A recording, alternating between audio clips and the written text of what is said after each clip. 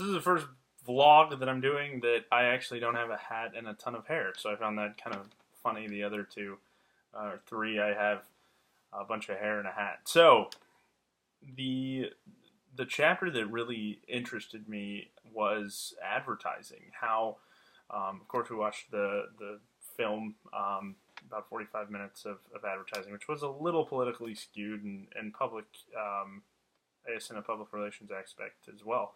But advertising, for me, how psychologically focused it was, sort of, how it really helped skew whoever was, potentially targeted to buy those products. How businesses used that, to really help people purchase those products. And I guess it's always been there, but you never really think about it until you kind of dive in, and how they've targeted children. And we looked into, for Project 3, we've looked into different categories of how advertising can go so terribly bad, with, in terms of racism, sexism. Sexism is a big one.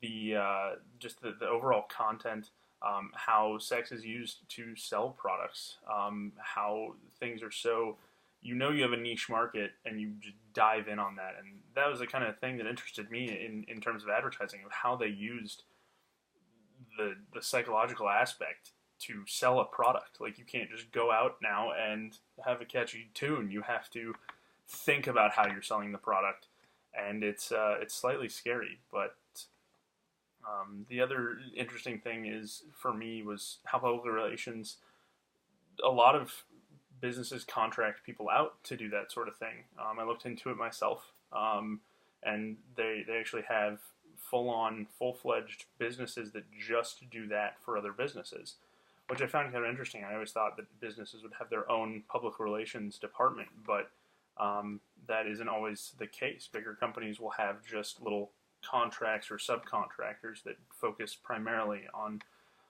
their public relations. And public relations, in terms of advertising, go almost hand in hand, which is kind of funny that they're almost back-to-back chapters, because you have those ads that do go horribly, horribly wrong or horribly bad, and you have to figure out a way to fix your reputation and make sure that you still look good in the public's eyes. So it's kind of funny that they're stacked up like that. You may not have planned that, but whoever wrote the book, or you might have, but I think whoever wrote the book planned that to be kind of back to back. And I'm gonna go watch the Jackets sweep the Tampa Bay Lightning.